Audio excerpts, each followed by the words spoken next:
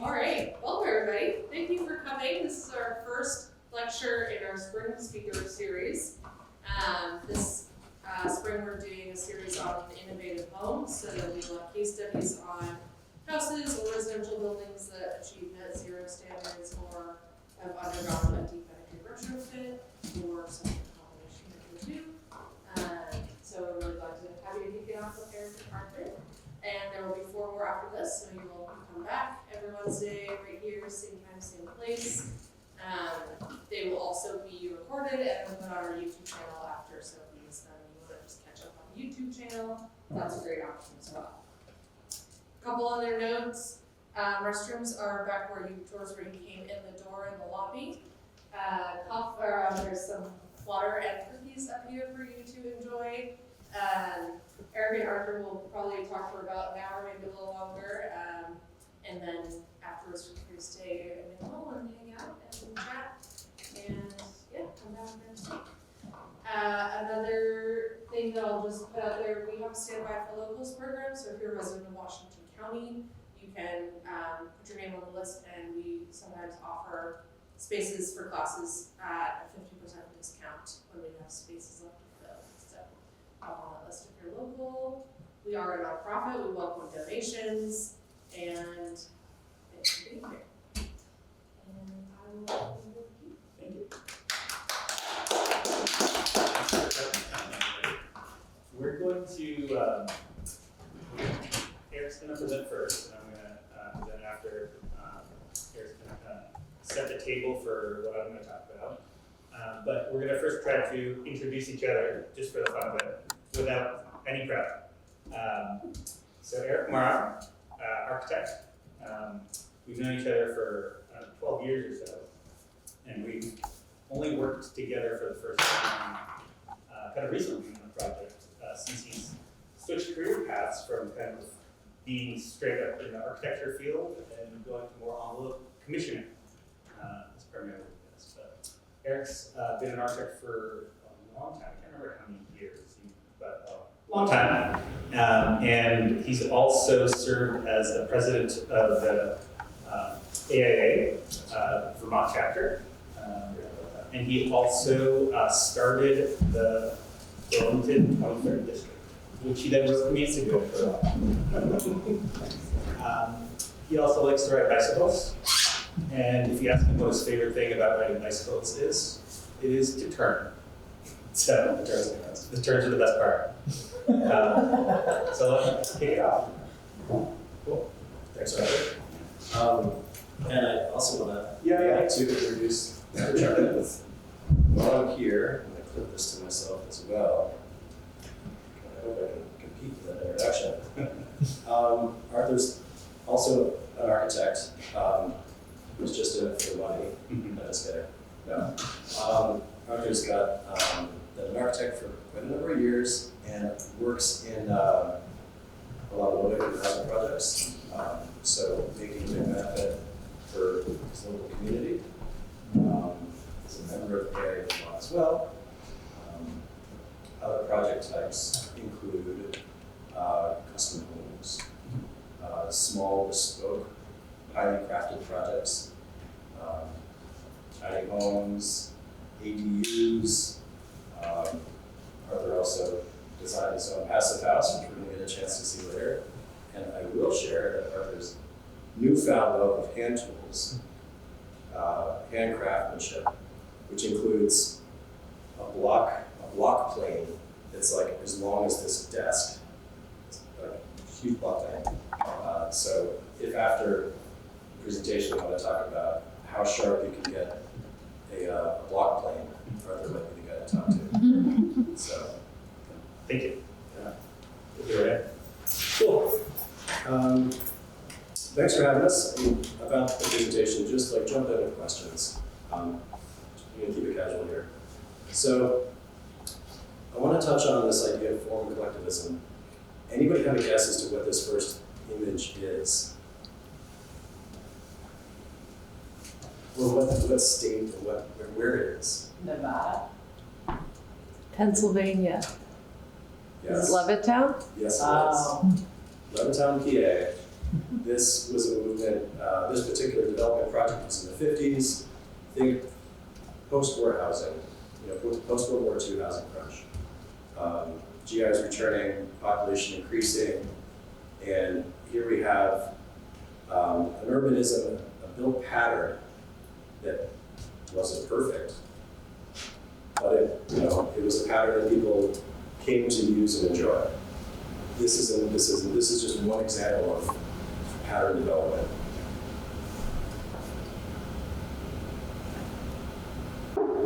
That didn't go the direction I thought it would go. Not on the computer.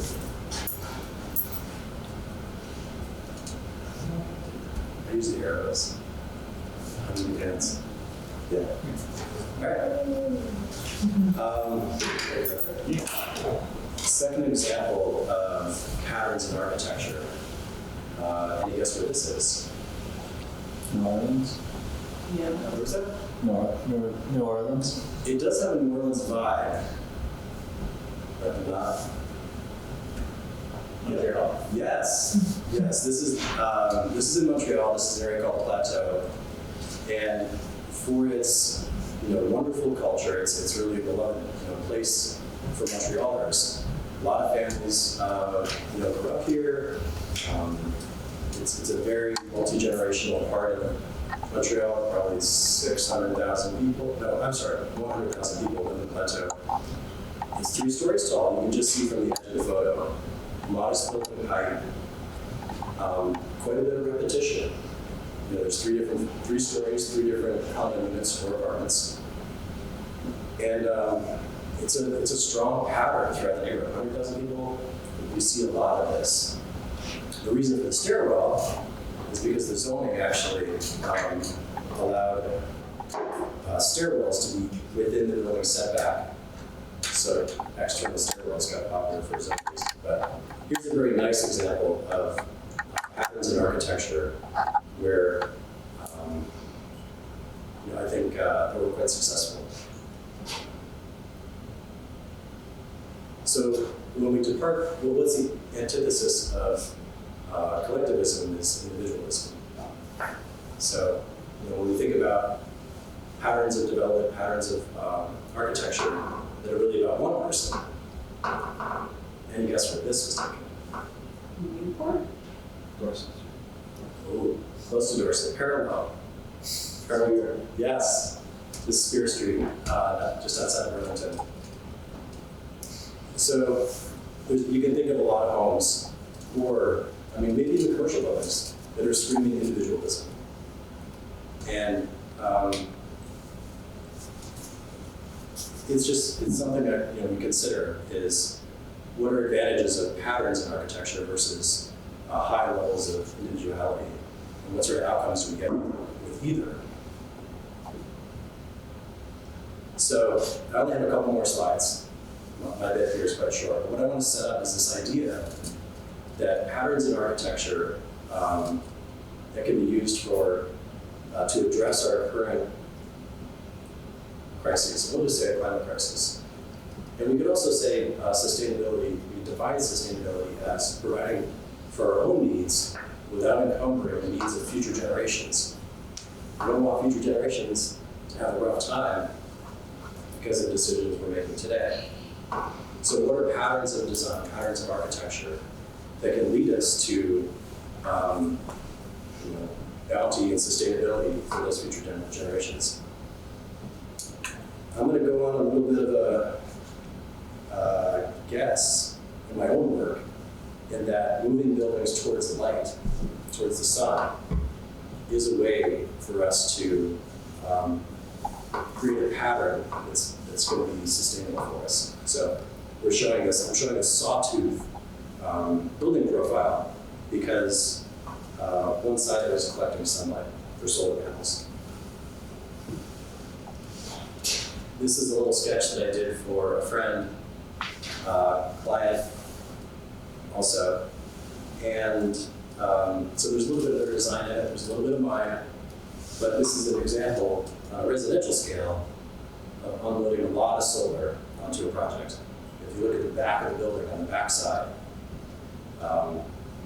We're just making a strong commitment towards where is the sun coming from and how can we harvest that energy to close the gap between something that's passive house and something that's net zero. The passive house can get you about 80% of the way to net zero, but to close that last 20%, we need renewables. What makes it a little bit more challenging is now that we're driving EVs, we need more charging capability. You got 1 or 2 EVs at the house, you're going to need additional solar to support that if we're going to zero out our grid. Forms that kind of take me in the direction of this renewable direction, kind of simple, kind of modern, and coordinated with the sun. Last slide. So this is an image that I think of. These are, of course, sailboats in a mooring field in a harbor, and boats are man-made, and here they are interfacing with nature. They're ready to take the storm. They're in kind of survival mode, which I think we find ourselves in now, also. And they face into the wind, and should the tide change, the boats all swivel, to coordinate with the direction of the tide. The tide changes, the boats swivel again.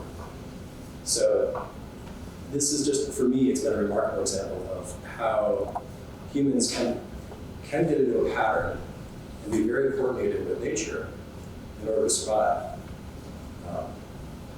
I could show a picture of how a sunflower tracks to the sun, but I don't think that really tells the story, enough of the story, of how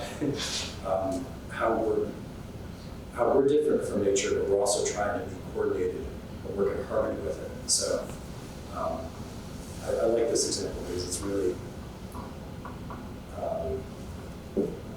coordination with nature, as opposed to emulation. Emulating the pine cone, emulating the sunflower. Those are different ideas. So, with that, patterns of design.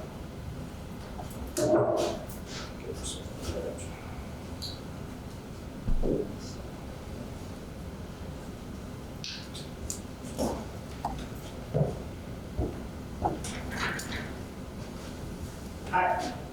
So, I think what Eric kind of laid the groundwork for is thinking about how today's architecture can respond to our current crisis. And so where I want to take this from here is, first I just wanted to kind of share the house that I built for myself. I just want that. The name is the address, but it's just I think it's a good case study that shows my process in thinking about design, and then we're going to get into kind of similar to tracking the sun, how these passive house strategies affect the form of architecture. But I think the kind of the main course of this presentation that I want to talk about is how we think about detailing specifically, and on a really small level, how you can really decorate that form. If the bigger form is what your solar orientation is doing, or your massing, what about the little details? How do those express themselves with the way that we're designing these kind of new high-performance buildings? So to me, I think that's a really interesting part. It's something that not a lot of people are talking about. We're talking about, often you see architecture that is very different inside because it's using all these new technologies or new strategies or new detailing, but it looks the same on the outside. It looks, we're trying to copy a particular historic style. And I think what I'm interested in is exploring kind of the new form that that these details are expressing.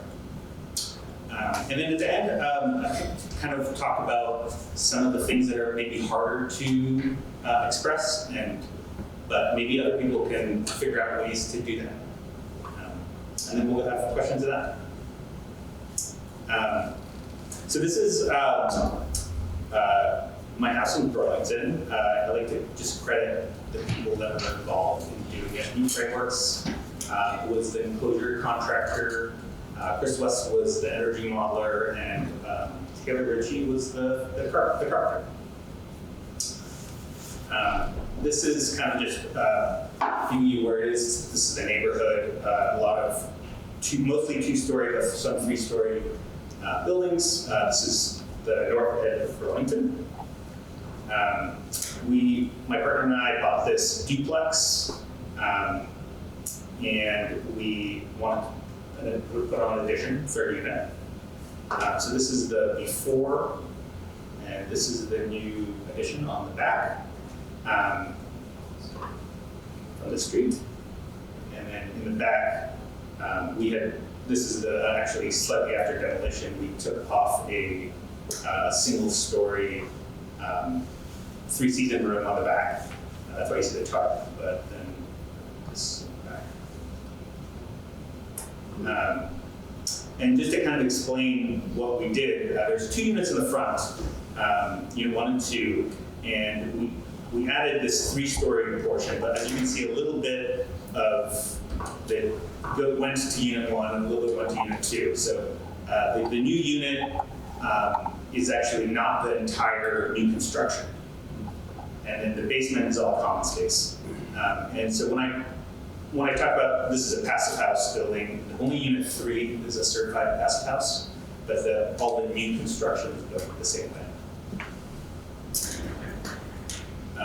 Just to kind of quickly run through plans, you can see the bedroom, bathroom, and entry was added to both first floor and second floor for each of the apartments. And then unit 3 has an entrance as well. And then so second floor, there's some stairs coming up into that unit. And then, so I'm gonna go back one. So in the new unit, it's kind of a reverse living style. So you have bedroom and bathroom entrance on the first floor. And then as you go upstairs, you have another bedroom, bathroom. And then on the third floor, it's a big open kitchen, living, dining, and roof terrace. This is kind of that little cross section, mostly for reference, but you can see how just kind of stairs go up. But what I really wanted to talk about is what are these driving forces that normally inspire us in architecture. And this is kind of an image that I like to use. This is looking down, standing on the top plate of a wall before the wall went on, and it's a high-density foam thermal break inside of the foundation wall that it's from an interior insulated wall to a non-insulated concrete wall. It's very abstract, and what I like about it is like finding kind of art in, and like this is in this case it's kind of more of a graphic art, the firing inspiration from the details. This is a little detail. Unedited? This That's is not patchwork. no. This is like looking straight down. Yeah. Yeah.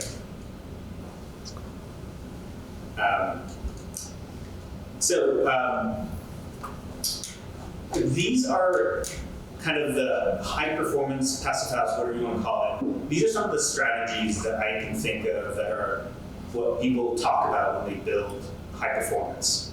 So you're going to have an envelope that's well insulated. You're not going to have any thermal bridging. You're going to make it really airtight. You're going to put in ventilation with heat recovery. You're going to optimize solar gating, and that both means the orientation and where the windows are placed. You're going to have a low window to frame and glass ratio, which I'll show you in a second. You're going to have a compact form and an northern glide on it, and you're going to, because of that, you can get away with minimal heating and And so these are some of like the big picture strategies that I call for passive house, but we'll also get into some of the details, which I think are more interesting. So, thick envelope, this is, I just wanted to, we don't need to go through this whole slide, but I just wanted to show, like, everything's thick, right? The walls are thick, the roofs are thick, you need a space for the insulation. And I think that's really interesting, like, you went in the last 10 years, all our walls and roofs got thicker. What does that mean for the form of architecture? I think it's going to have a very different look. And so, how can we work with that rather than fight it? Right? Like, I think we should celebrate these thick walls, and they can be really beautiful. A lot of masonry buildings always have thick walls just for structure, but now that can be at the residential scale, which I think is really interesting.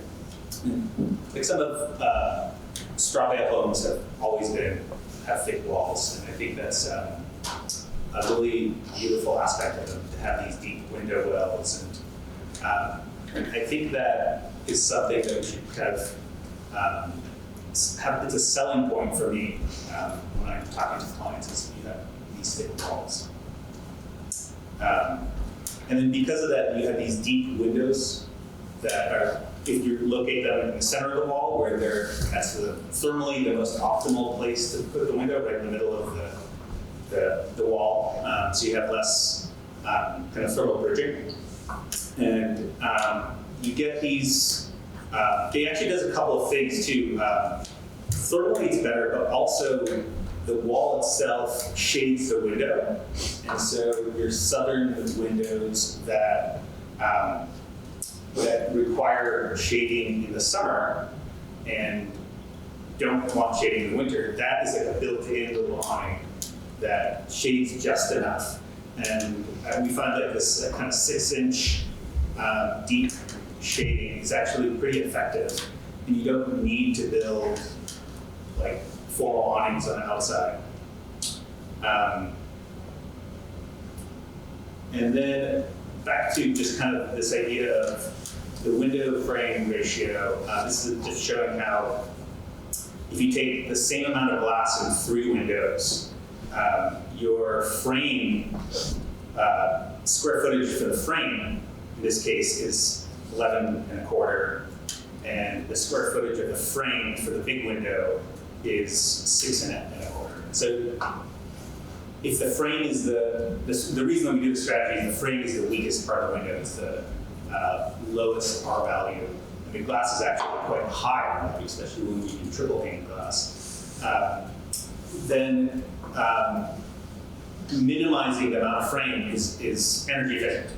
And so what does that mean for architecture, where all of a sudden big windows are more environmentally friendly than small windows? That's going to have just a very different look. So I think just kind of recognizing that all these little efficiency measures that we're doing are slowly changing the looks of our building, I think is really important to recognize. From a cost point of view, it's also cheaper just to do less windows.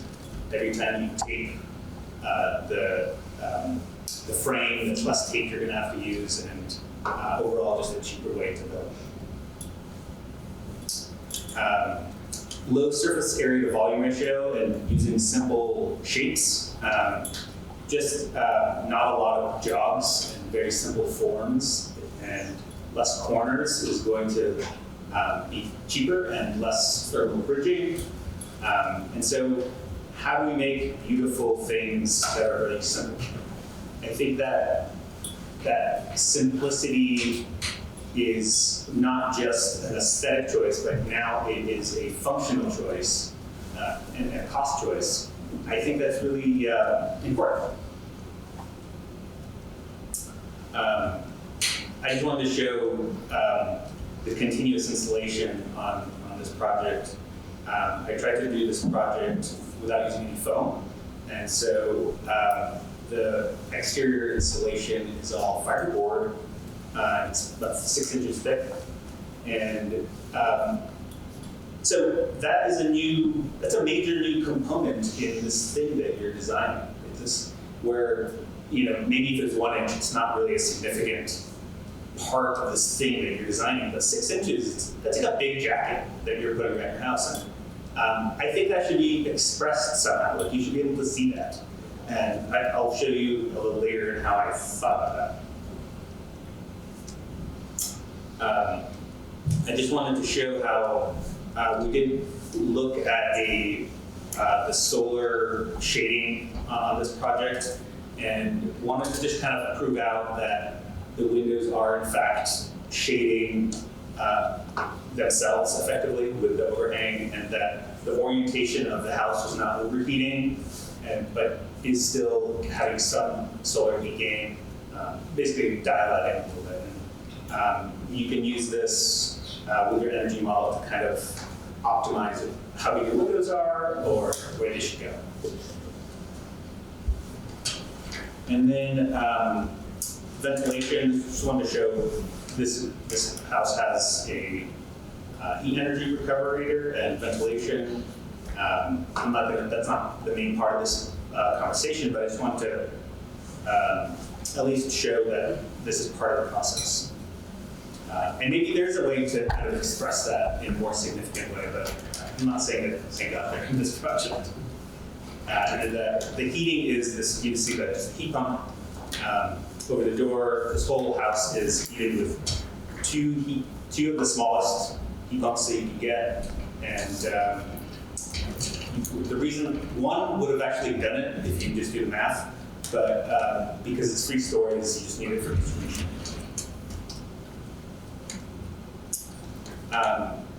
And then I wanted to kind of talk about this detail of the attic, and the way that I thought of it was I wanted to do it foam free, and so that meant essentially cellulose, or it would have been very expensive to do fiberboard on the top of the roof. That's the other option. But cellulose means a vented system, and so you have a cold roof. And so I knew that I essentially needed an attic, but I couldn't resist cathedral ceilings. So the kind of sweet spot is if you have like an 18-foot span, you could do a scissor truss that can span that whole thing. And if you start with a truss heel at the bottom of 2 feet, then by the time you get to the top, because the inside of the space of the truss is 10-12, and the outside is 12-12, the center becomes about 3 feet, just enough you can crawl through, and you can blow in cellulose from above like a normal attic, rather than try to dense pack it from below, which is way harder.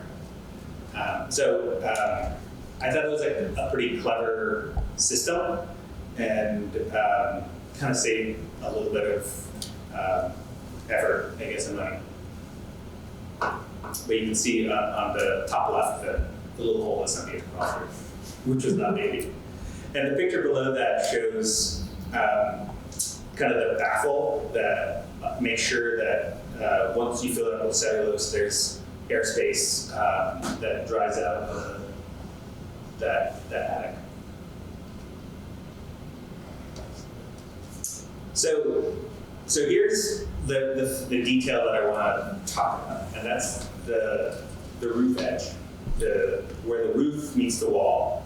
And I spent a lot of time thinking about this, and I'm like, okay, what's a traditional roof edge, and what are the functions of it? And one of it is to let in ventilation. It has a downward facing soffit, right, that you normally use to vent the attic. That's the blue arrow showing that.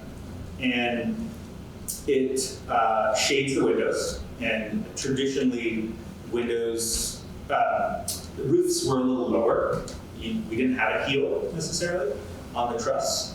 And so they could really shade the windows, so that you can have a good overhang and it'll shade the windows. And it also, it's a place where you potentially harvest water. And for me, gutters, having a gutter was really important.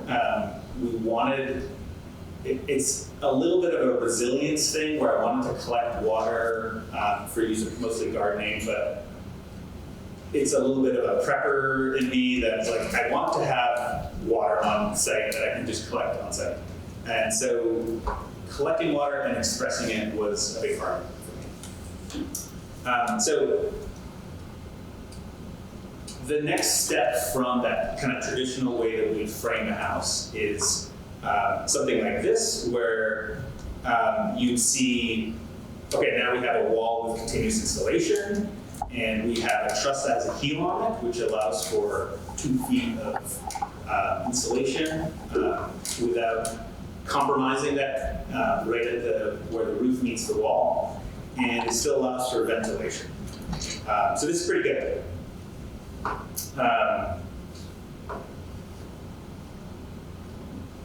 So I put this in here just because I actually, this is a tool that you put on windowsills that then you then plug in the data into an energy model, and it kind of shows how much shading there is. And on my site, it showed that there was adequate shading where I didn't need an overhang for shading specifically. And so that started to change my thinking about, that was one of the major things that a roof overhang does, right? And so this is the detail that I ended up with. And, I forgot to mention, the other one thing that overhangs do is protect your siding. That's like, if you have a wood siding building, which we've been doing forever, you gotta have huge overhangs to protect the siding from weather. And that's rain and sun. And we decided, we have a 3-story building, and so, well, all of a sudden, I don't want to paint wood 3 stories up, especially in the eaves. It's like 4 stories up in the air, so we decided to go with metal siding. And metal siding is the same material as the roof, so all of a sudden I'm like, okay, don't care about protecting my siding as much. And then shading, I've kind of showed that you can actually, you kind of can see the diagram as like, there's adequate shade without the roof overhang. Plus, it's a 3-story building, so the lower stories wouldn't be shaded anyway. And so I decided to not really have a overhang. And then I was thinking about how I wanted to express that thickness of the insulation. And so the idea that I cut out the top corner of that insulation where it meets the roof, because that's actually where the insulation is doing the least work, right? Like if I just run that insulation all the way up to the top of the heel, it's not, that really top corner is not doing much. And so this detail is now showing that I don't need insulation here. It's kind of expressing that idea. And instead, I put the gutter in that location, which is kind of sized the same as the thickness of the insulation itself, the continuous insulation itself. And I wanted to express that gutter, and the importance of that gutter architecturally, kind of put it up on a pedestal. And so I had the ventilation run under the gutter and behind it into the baffles, as you can see these little blue arrows. And that created this nice little shadow line under that gutter and kind of expressed it a little bit more. So this is it at the end. The top one is obviously a construction detail, but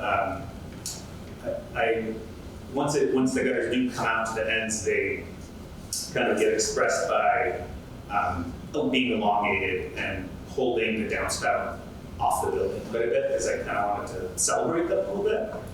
And they, on one side of the building, the water gets collected and goes into this giant water barrel that is located at the bottom, or at the stairs, it's landing. So these stairs are much longer. From the top floor, from the 3rd floor, you can look all the way down and out of this window, and you just see the water falling into this barrel. And so just kind of a reminder that I like that talks about the importance of water and just kind of, rather than kind of making this hidden system. So that's kind of the main way that I want to use that details and express it, like just to show how I think about the details and how they relate to the form.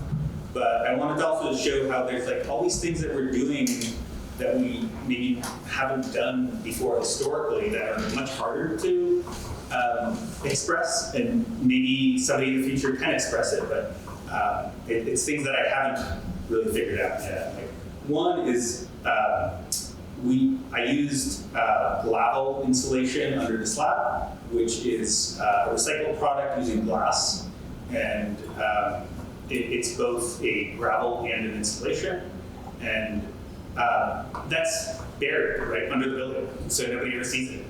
And I'm not sure how to express it, but it was a big kind of change in the way that we design foundations. Also, some of these like little thermal bridging insulations where we modify the footing and put insulation between slabs. All these get hidden. So that's that detail at the bottom left where prevents two slabs from touching. So this is kind of looking down at that same foundation, and you can see sort of, if you look at the middle of that foundation wall, there's a slab that's exterior and a slab that's interior, and there's kind of this foam, little foam thermal break that went into the form.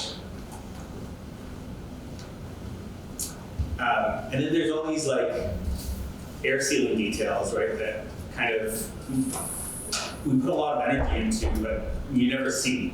The top corner is just like pipes that somebody meticulously air sealed, or the bottom one is screws that missed that somebody went back and caulked. Those are all really important, but we never see them. The top right picture is my ceiling has an air barrier in it, and lights that penetrate it need to be contained somehow. And all these lights had these transformers with them, right? And so you can't, it's not just a box. And so I went up into that tiny attic and built these little boxes and taped them all, and spent a lot of time up in the attic. Those just get hidden up there. But maybe, I think like that could be a detail that somebody expresses. Like maybe it comes out or something. But I think they're all like opportunities for inspiration.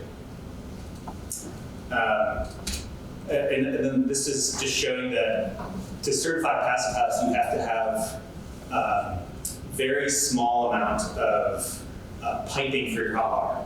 And so like the location of your boiler needs to be like pretty close to everything, or you can't have these long runs.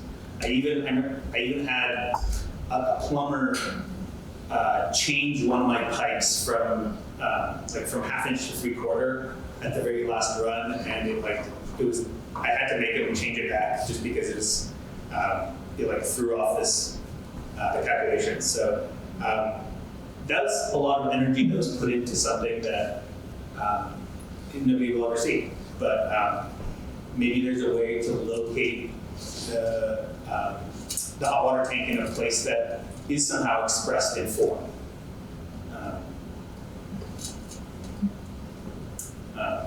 So that's it for my slides.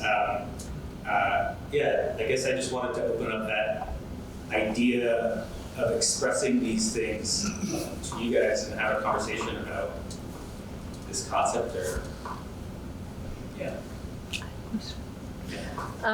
You talked about the requirements for being a certified passive house. What are the benefits to certifying a house as a passive house rather than just incorporating those details? For me personally, or in general? Both, either. Yeah. Yeah, I mean, for me, it was a proof of concept. cool. I just wanted to make sure that I was ticking all the boxes, and because I'm a professional, that's useful for me. Yeah, For somebody that somebody else, maybe I think that the benefit is you have more oversight, and there's what one son might say minutia that we get missed, but there is a level of detail and oversight. Like I probably wouldn't have done the water calculations, right? yeah. It's a good idea to locate the water tank in a good central spot anyway, but I might have not done the calc.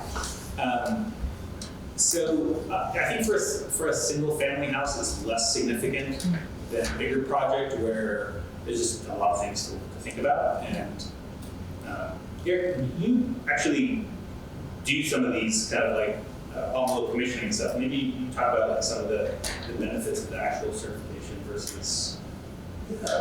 Yeah, I would say, I kind of echo what you said. There is something to the benefits of certification for the practitioner, for the builder as well. You know, to go through the hurdles at least once, maybe a couple times. Yeah. And then there's certainly third-party verification is great for an owner. We don't expect the owner to be expert at all 7 key bullet points of making a passive house. And you know what? The owner should be able to check out. They're paying a team to deliver a high-quality product. Third-party verification, to me, is a great way for the owner to have a little extra verification that the goals that were talked about early in the project were actually followed through. Thank you. Good question.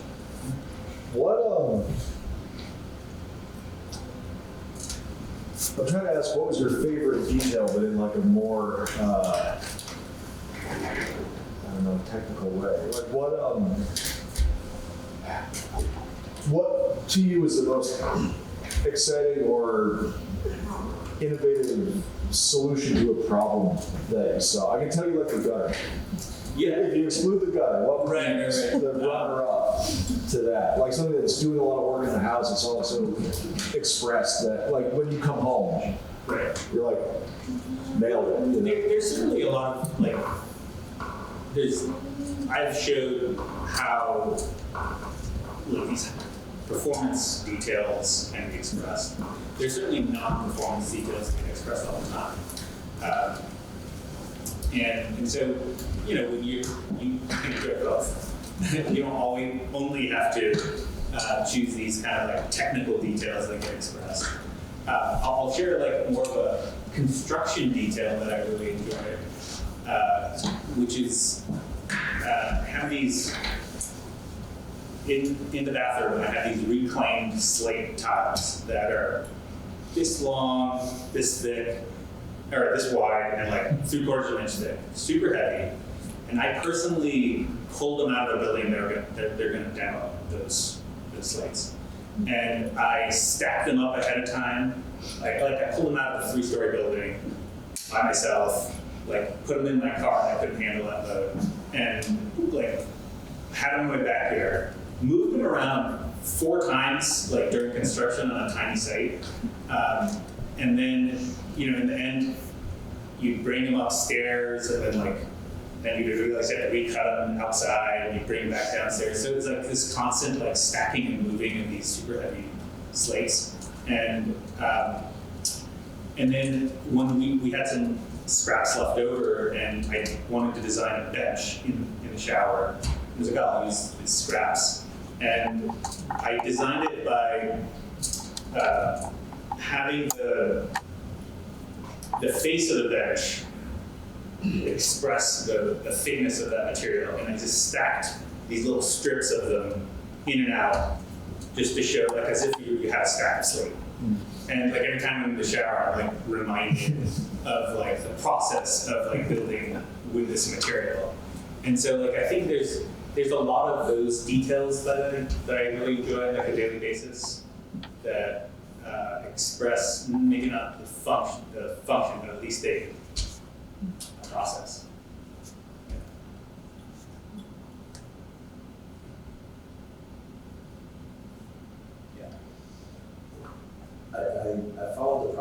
construction, and I remember walking by the site, when the hole was done, it's raining cats and dogs. I'm pretty sure like the earth looks like it's caving in to the site. What's your motivation when you're at the maximum loan to the bank and the site is the maximum exposed? Like, what kept you from losing your mind at that time? I think a lot of it was optimism and ignorance. I think I knew less back then than I do now. So there's some of that. Yeah, like, there's also excitement, right? Like you're getting this new thing, and at the end of the day, like there was no huge things during construction that like were really bad. And I had more energy back then. I like after work would spend like 4 hours, because I GC'd this project, did all the carpentry of like putting in temporary stairs and all that stuff during construction. Did a lot of finishing work, but yeah, you have more energy when you're younger. On your first slide, you can list yourself as the GC because that's a big piece of it. Yeah, that was a heavier lift than I thought, and made me appreciate general contractors way more than I did before. Can I ask you like a two-part? So you obviously spent a lot of time digging into the detailing, right? So I'd be curious to hear, is there anything that went well but you would change? You know, where you're like, oh, that was a good kind of first pass. Next time I would go 8 inches of whatever. I would use rock wool next time instead of, you know. And the other question I just had with some more nuts and bolts is, I saw a CDX sheathing in there. What did you use for a WRB, or did you just rely on the text? The Gutex. Yeah. To make the budget work, I took out the WRB. But also, it's advertised as being the WRB. Yeah. So I think it saved like $5,000, not in the house again. Especially a tall house, right? The scaffolding was, a big hurdle, and this isn't an answer to the first question, but like, it's the liability of scaffolding, and that you can't just put it up and everybody uses it is really crazy to me. It's like I had somebody that owned their own scaffolding, but like they didn't want to give it to somebody else who could fall off it and be their liability. So there's like a lot of like weird contentious things like that. Could you set up as a GC and just assume liability for people falling off? But I didn't want to let them. I didn't know. Yeah. So like one person had scaffolding, another person had, and they did actually share it with a few people, but the envelope team wanted to have a lift. So it's like weird construction and stuff like that. The one happy mistake was that my excavator was not great, and they're very nice, but they dug the hole not deep enough, and so we had to scramble and like adjust things, and so at the end of the day, it's fine. I actually made things better in some places and worse in others. But like I wanted like 9-foot ceilings in my basement, and I ended up with 7 3/8, which is like, or 7 foot 11 3/8. And so it's just small enough where I can't lean up a piece of like plywood on the wall unless it's at an extreme angle.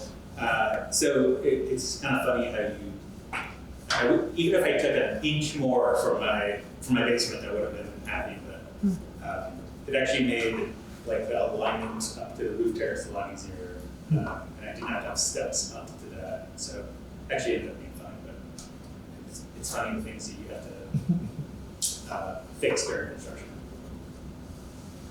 But I keep thinking of what is a real thing that I would do differently. Other than hire a different, an excavator who digs holes to the appropriate depth. I can redraw. Yeah. this is kind of a minor one, but like, I really value good windows, and these are really good windows. These are Schuko windows. They're UPVC. They're the best glass you can get, and the frames are pretty decent. But they do offer one that has like foam inside, which are even better. And every now and then, like, I'm like this is obsessive, but like you can feel that it's a little colder there. And I was like, I kind of wish I had gone with the foam version. But end of the day, it's really good. But I'll keep thinking about if there's like a better answer. I'm pretty happy how That's it decent. Like, Yeah.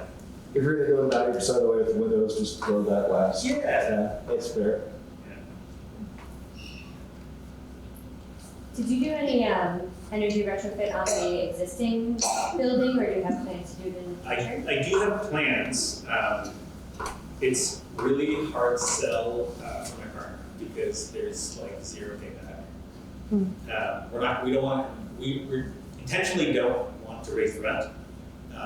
There's not enough affordable housing in Burlington, and so we're like intentionally keeping the rent really low. And it's people that become our friends. And so like the idea of doing major improvements that we would have to finance and raise rent is a little bit of a turnoff. But I do want to do kind of like I have dreams of being really wealthy and like doing a full wrap and putting in new windows on the existing environment. There's just very little payback, and gas prices are really cheap and make that financially looking worse. Well, you've explored the math of if you were to Oh yeah, effectively lower the energy bills and then raise the rent. I've done the Make up details. difference, and it just doesn't. No. I mean, even if I did, the math was simple. It's like, say I can cut that energy bill in half, or even 2/3. It's still like the amount, like say take that money that it saves and add it to their rent. So like effectively their rent stays the same. No way that it even comes close to that ratio. But I also want to do it in like the best way. Like I don't want to take off the siding and put in a little bit of insulation. Like you might as well go all the way if you're going to do it. And so I'm kind of waiting for the siding to fall off on its own and me forcing my hand and then being like, okay, well, I'm going to do it as best I can. But it's, I think it'd be a passion project more than a financial project. But I'd have to say, adding that square footage to those apartments and like 1/3, no, not 1/3, but like a little less than say a quarter of that space is built to pass house standards. And so like it's like kind of like one less wall that the apartment used to have. Like 1/4 of the walls is now really good. And so the performance of the front two units already improved a bit. There's also a really difficult threshold of being like, well, I can't just do the envelope and make it super airtight without putting a ventilation system in it, which is super expensive in an existing retrofit. Especially like 3 bedrooms, the distribution for that is nuts. If there's a studio, an open concept, it's a lot easier. But with these small units that have like 10 by 10 bedrooms, getting the ventilation there is really challenging. So there's kind of like a barrier to entry to like if you start doing the envelope work, you also have to do the mechanical work, and you might as well put heat pumps in there. And so it's like a thread that you pull and you go up the deep. But one day. Well, I mean, I think you make a good point about the strategy of waiting until you need to make these repairs anyway, and then making improvements rather than just maintaining. There's like sustainability wise, like there's something to like letting something go to the end of its life, usable life. Mechanical equipment and siding and all that has a carbon footprint that we should We already paid for it. So. Well, I will say, I saw like one of the after pictures in one of your early slides, and then you skipped to the before picture, and my first thought was like, he tore down that perfectly good house and built that new slick looking one. I was like, oh, that doesn't seem like the best view. So when I saw that you added that on to the back and retained the function of the existing building, and did it in a way that actually, like you did, kind of give the aesthetics a whole lot. Like, so it looks like some of those lines from the decks and stuff kind of Full cross. like it's definitely new and different, but it's not an alien. And I appreciate that. There was some contention with historic in that it's taller.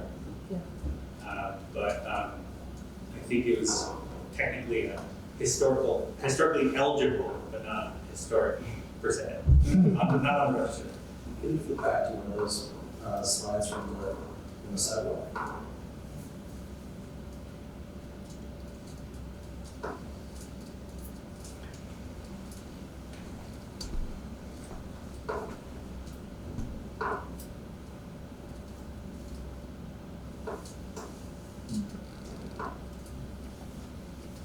There's definitely a dialogue between the old gable facing the street in the front and the new gable in the back. Yeah, it's an interesting. The gable versus flat roof is one of those early questions when you're designing a building you like obsess over, and love the look of a lot of flat roof buildings. There's absolutely no way to do it without foam, and so I have all these little like lessons that are technical. I'm like, okay, I'm going to try not to do any foam buildings if I can, unless it's like a really wide building and you just can't put a gable on it. But like all my residential buildings, at least I'm starting to design the gable or enough slope to vent it and put cellulose in there. I think like if we're all thinking about those types of strategies, we start getting a look. Like, passive houses, high performance houses, they start to look similar, and that's an architectural movement that I think nobody really touched on.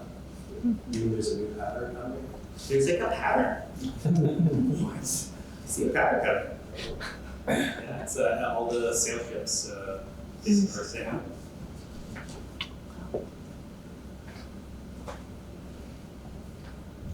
I think I used to live across the street from you.